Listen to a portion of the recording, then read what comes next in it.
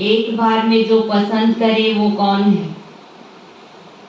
शिव बाबा है ना, जो एक बार में ही पसंद कर लेते हैं। तो हम जब 16-17 साल की उम्र में थे तो पढ़ाई करते थे उस समय। तो ऐसे ही एक माता जी जो है ओम शांति में जाती थी और वो बाबा के बारे में बताती थी।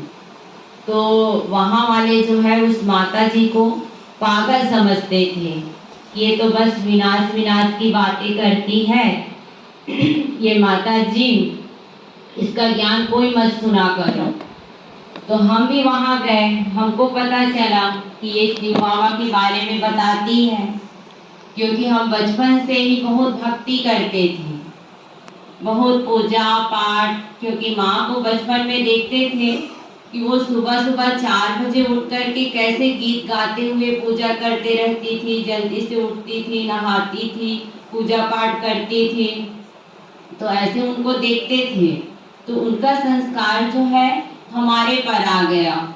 हम भी जल्दी उठना, पूजा पाठ करना। और बहुत छोटी थी जब 11 साल की उम्र में 9 दिन तक जो है बिना खाए पिए व्रत करना, उपवास करना, 9 दिन तक पूरी तरह से व्रत रखती थी। 2 नवरात्रि होते हैं तो दोनों नवरात्रि में जो है 9 दिन तक पूजा पाठ करती थी।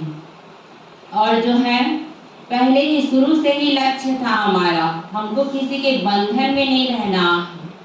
जैसे आज बाबा ने कहा ना, स्वतंत्र आत्मा, है ना, तो ऐसे ही जो है हमको गृहस्थी में जाकर के बंधन में नहीं फंसना है। शुरू से ही लक्ष्य था, या तो फिर घर से जाकर के कहीं दूर जंगलों में या पर्वतों में जाकर के तपस्या करना है, लेकिन गृहस्थ में नहीं फंसना है। शुरू से ही ये लक्ष्य था। तो जब बाबा का परिचय मिला, 1999 की बात है, तब जो है वो माता जी जिसको सब पागल कहते थे, उसी माता ने आकर के ज्ञान सुनाया। बस थोड़ा सा ही परिचय दिया, आत्मा का ही परिचय दिया। फिर हमने कोर्स भी नहीं किया, है ना, कोर्स भी नहीं किया। और बाबा के एकदम निश्चय बुद्धि बच्चे बन गए। उस टाइम से हमने ठान लिया, इस माता को चाहे कोई पागल कहे, चाहे कोई कुछ कहे, लेकिन हमको सुनना है तो शिव बाबा का ज्ञान सुनना है। और हमने तो कोर्स भी नहीं किया, जो 3 दिन का, 5 दिन का, 7 दिन का कोर्स करते हैं, वो कोर्स भी नहीं किया। उसके बाद फिर घर में सब बंधन डालने लग गए। अरे ये तो यहाँ ओम शांति में जाने लगी है और पता नहीं ये वहां जाकर के रह ना जाए।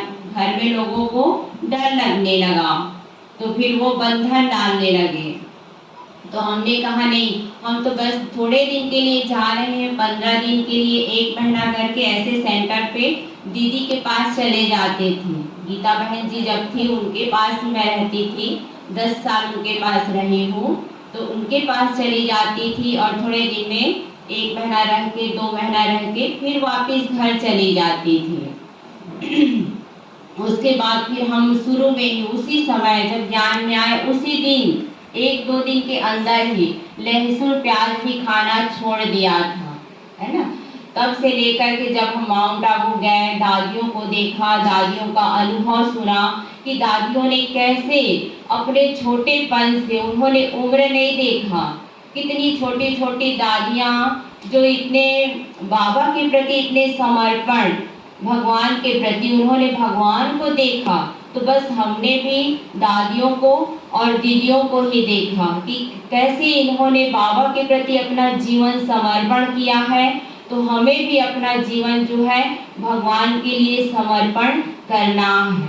और दृढ़ निश्चय के साथ उसी समय 99 की ही बात है, उसी समय हमने दृढ़ता के साथ निश्चय कर लिया कि हमें अब रहना है तो भगवान के घर में ही रहना है। और जब हम भगवान के बन जाते हैं तब हमारे सामने परीक्षाएं शुरू होती हैं, अनेक प्रकार की परीक्षाएं। पहले तो पता नहीं रहता है, लेकिन सभी समस्याओं का जो जड़ है उसको खत्म करने के लिए केवल और केवल जब हम एक बाबा को देखते हैं तब हमारी समस्याएं जो है खत्म हो जाती हैं।